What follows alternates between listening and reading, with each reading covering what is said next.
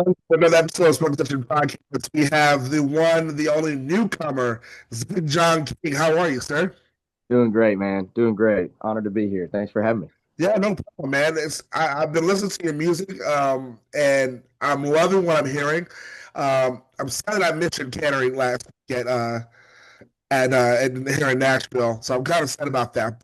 We'll see. I'm sure we'll see you some point during CMA Fest. Oh, for sure. Yeah, we're playing Sunday at the Reverb stage. I think at like 1:30. Ah, Should be a blast. So yeah, we'll be all over CMA Fest. This is my first time doing CMA Fest, so should be a fun year. Yeah. oh. Well, you're interesting. You'll get a lot of new fans for sure. I want to say, 'cause here's the thing: you're a newcomer. Not even know anything about you. You're from Georgia. What part of Georgia are you from? Yes, sir. I'm from Fayetteville, Georgia. So we're about an hour south of Atlanta and born and raised there. My dad's lived there his whole life. My mama's lived there since gosh, I think she was in middle school. So got a lot of family there still, and I call it home. I'm proud of where I came from, and I don't get back as often as I want to, but yeah, I love Little Fayetteville. Small town. Yeah, it was smaller, probably about 6 years ago. It's grown up a little bit, but we're in a section of town technically called Brooks, Georgia, which is it's pretty dang small. So. Oh boy. So growing up there in the Fayetteville, Georgia, what was the thing to do? Were you a style athlete? What did you do growing up? Yeah, I loved my big thing was being outside. Like I loved being outside. So I think sports were a start. I mean, I love baseball. I played baseball all the way up until the end of high school.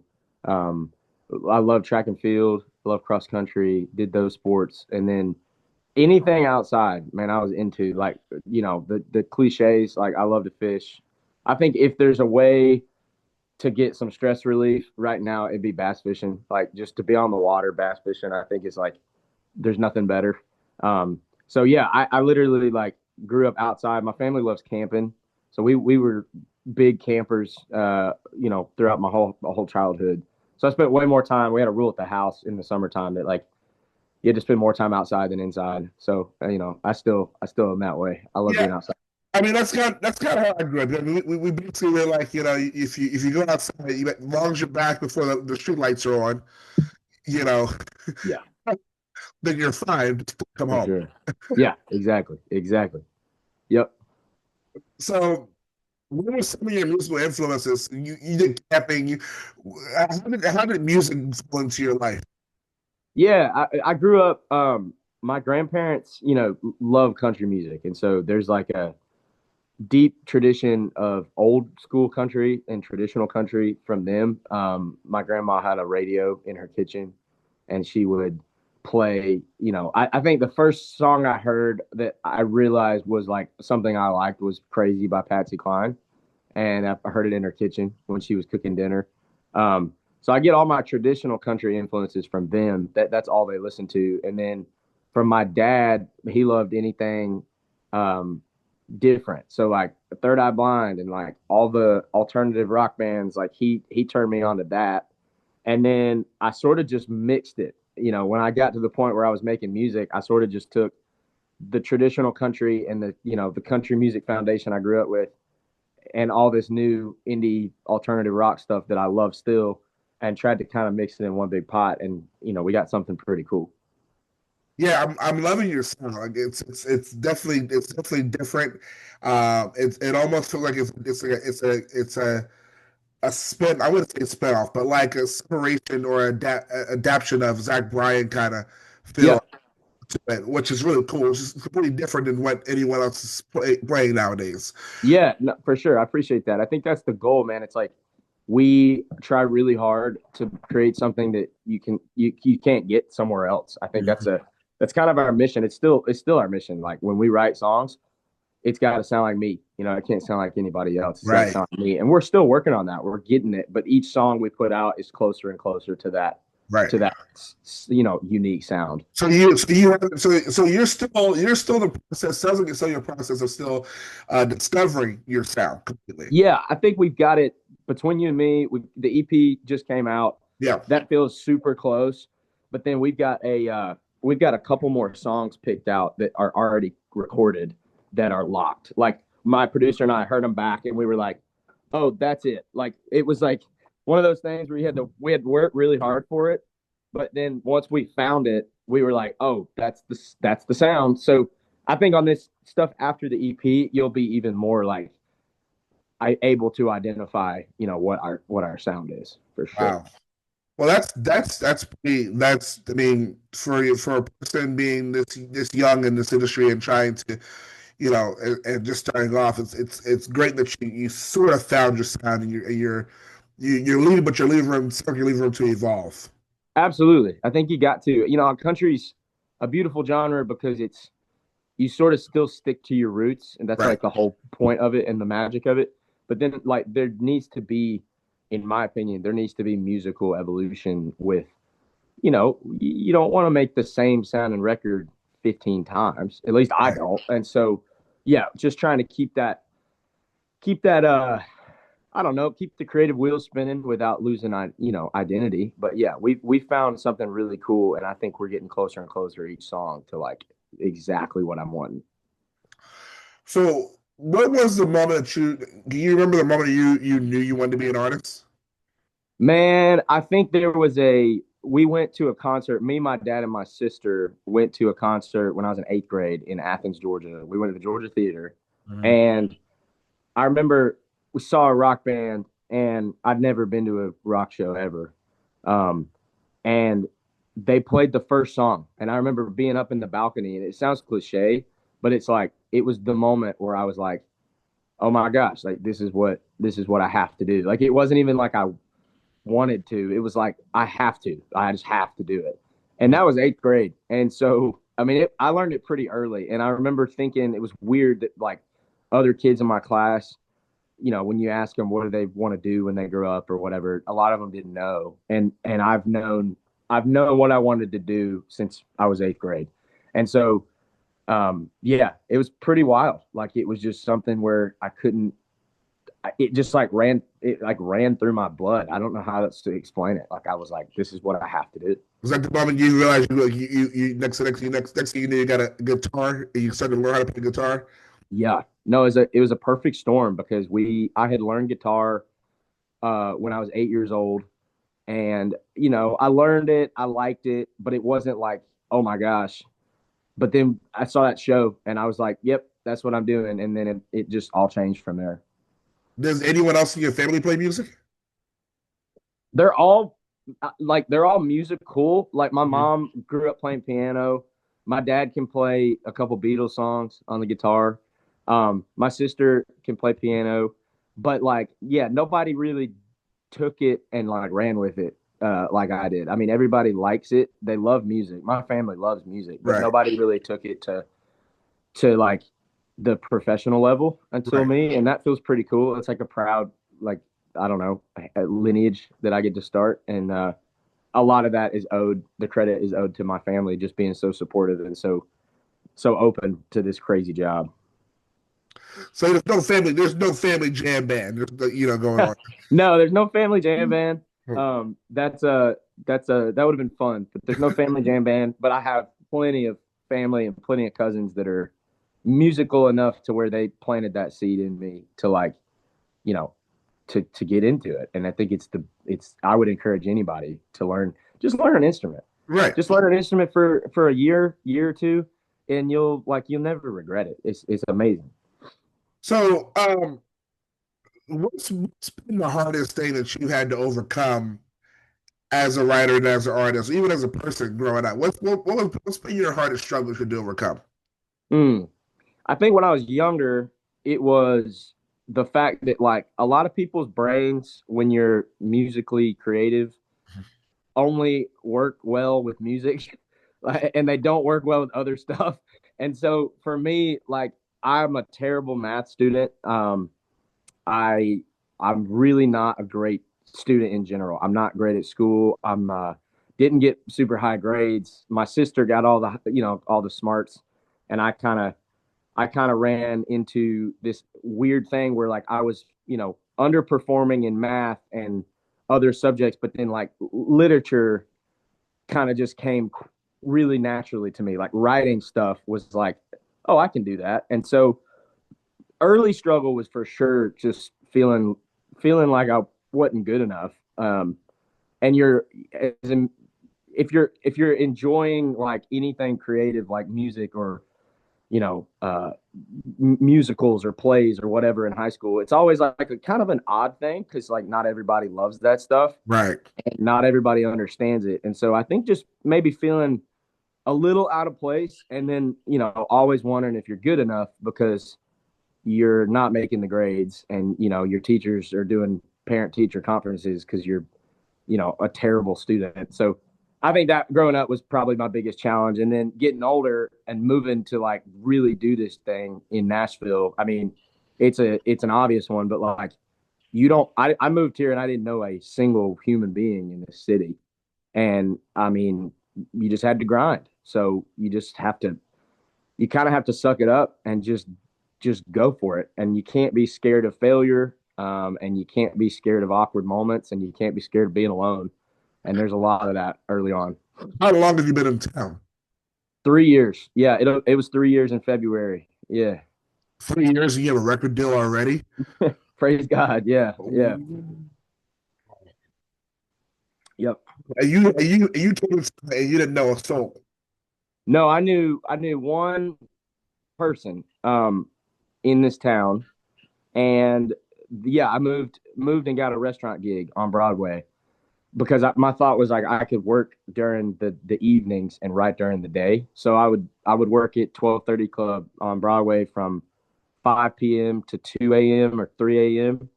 And then during the day I would try to write, and then got fired because I was writing too much and calling out for work too much. And at the time, it was really scary, but like it was looking back is the best thing that ever happened to me because it kickstarted it. It was like, all right, here you go. Like you really got to go for it now. So I've had every odd job in the book. I've worked coffee shops, restaurants, online sales, like you name it, I've done it. And I think a lot of people chasing this thing don't quite realize, and I don't think I did. They don't realize like the sacrifice it takes and how scary it is at the beginning because you're just on your own. There's no roadmap. It's the Wild West until you start meeting people. And luckily, this town is really hospitable, so you start meeting people and they're good to you. But yeah, Yeah, it's you remember your first gig you played in Nashville? I do. We were it was the Porch Light Pickers series over at At the the local. local. Yep, yep. That's funny you asked that. I haven't thought about that. It was the first ever round I played. Wow. And I remember, man, it felt like the freaking biggest thing in the world. I was so nervous, and I had a blast. And they're good folks over there. And the culture of that like songwriting round thing here in Nashville, it's really cool because it's like you start meeting people there, and they become your friends. And before you know it, you're playing with a bunch of your people. Yeah. That's a blast. Yeah, it's crazy. It's amazing to me. I mean, that shows how talented you are, because there's been people here I've been here 15 years. Hmm. So it's amazing to see people that come here and within 3 years have a record deal, but they grind it and grind it and grind it, nonstop. You know, it's amazing to see that because they call this a 10-year town. Right. You know, so you're one of the unicorns that have made it possible and got a deal, got a management deal, got a booking deal, and you're opening up for people like Nate Smith.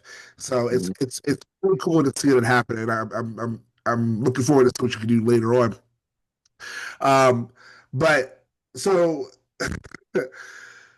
if you guys look at my voice, I have a side infection. If you guys don't listen, allergies in this town is pain.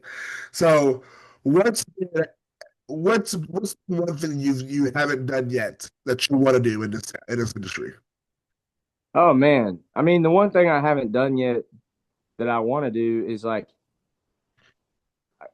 I mean, from a big picture thing, I want to be a household name. I mean, I think that like it's an interesting thing. You sign the record deal and Mhm. people see it as this huge accomplishment, which it is. Like I'm so grateful for it, and I feel very fortunate to have one. And a lot of people in this town want one, and they don't have one. And so I don't mean that in a downplaying way. I just mean that it's the starting line. Like a Right. record deal is the starting line. There's no you didn't really accomplish anything when you signed. Like you're supposed to go out and do it after that. So for me, I mean, like my list of accomplishments basically looks like just growing it consistently enough year after year to where like we look up in 2 years and 3 years and it's like, oh, like we're really doing this thing. Because I'm starting and I'm getting there, but I don't consider myself like a household name at all. I have a lot of work to do. So for me, I think it's just consistent releases and building the fans, building the shows out, and hopefully, like I said, 2 or 3 years, you know who I am, and it's a Right. household name, and we're playing freaking Bridgestone. Man, that's the goal. That's everybody's goal, right? Mhm. So what's been okay? So you we're gonna rewind here a little bit because you had an indie rock band in college. Yeah, I did. So how have you creatively changed from that sound to this sound? Yeah, it's some ways I've changed a ton, and in some ways I haven't changed hardly at all. The indie band thing came from me at a time where like all I knew was country music because that's where I grew up. I got to like late high school and I was like, this is like my grandparents' music. Like this country music is like it was like my town's music, and I didn't want anything to do with my hometown at that point. Like, I think everybody goes through this stage where they're just like, I want to be different. Like, I want to be anything but my parents, and like, I don't want to live in my town and whatever. And so I went on this kind of journey of like finding anything but country for like a year and a half, 2 year period of time where all I listened to and all I tried to listen to was anything but country music. And eventually what happened was I fell in love with, Radiohead and the Strokes and like I said, like Third Eye Blind and you get these bands, these incredible bands. Like Kings of Leon's still my favorite band in the world. And I love them. I truly do. And so yeah, I started the indie band kind of because of that. I was like obsessed with this like indie rock thing. We did it for 4 years, and then I fell back in love with where I came from. I think I grew up a little bit, and I fell back in love with my town and my people and my family, and coincidentally fell back in love with the country music that I'd grown up with. So sonically, it hasn't changed a ton. I mean, we if you go back and listen to my records, like we've still got some sick guitars in there that are totally indie guitars. Like there's there's nothing country about the guitars in some of these songs. Um, I think the other stuff that changed was probably the way I'm telling stories. Storytelling is the foundation of country music, and so the storytelling element is different from the indie rock days. And then the production, you know, um, is a little different. It's not as loud, and you can hear my voice a little bit better, and I'm not singing so hard. Yeah, yeah. That's probably it. That makes a whole lot of sense, you know. Mhm. How much production are you in? Are you in on between you and me? Hmm. Say that one more time. How much of a production are you in on the new Yeah, EP? yeah. So the new EP, I'm involved with it pretty much from start to finish. Crediting wise, like my buddy Ryan, my producer Ryan Wilson, does most of the grunt work on it, and so he's earned that title, very much so. He's done an incredible job. But we work hand in hand. He's got a great ability to let the artist speak what they're hearing to him, and he has a way of executing it that's really incredible. And so I'm involved every single song, sonically. I'm involved in every detail I want to be involved with. And there's moments where like I trust Ryan to just kind of go for it. But there's a lot of moments where we sit at the mixing board and we sit down and say, hey, this is what we want. How can we get it? Or I'm hearing different tone on the drums, you know, and I'm like, okay, I want this to sound like this, or I want this to uh, feel smaller. So we talked through all that, and I'm becoming more involved with it on this new stuff. But it's a really cool partnership because we're feeling just like it's almost like we've worked together for so long now. He speaks my language and I speak his, and so we don't have to do a bunch of guesswork. It's like we kind of speak each other's language. I mean, that's the best relationship to have with a producer. It's amazing, and it makes creating so much more fun because you're not Yeah. having to sit there and like you're not getting into arguments about Right. because he heard something totally different than you did. Like we just don't run into that anymore. Right. That's crazy. That's amazing. That's what it's all about right there.